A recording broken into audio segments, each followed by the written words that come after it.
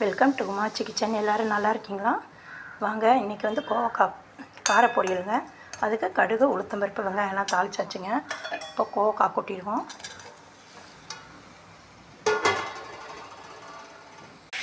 இதை கோவக்காய் போட்டு கொஞ்சம் நல்லா வதக்கிங்க. நான் வதக்கிட்டு கொஞ்சம் நல்லா வதக்கிட்டுங்க. இப்போ தண்ணி ஊற்றுறேன், ஒரு டம்ளரில். உங்களுக்கு தேவையான அளவு தண்ணி ஊற்றிங்க. ஏன்னா ஒரு சில தண்ணி சீக்கிரம் வந்துடும், கொஞ்சம் லேட் ஆகும் உப்பு தண்ணிங்கிற வாசி.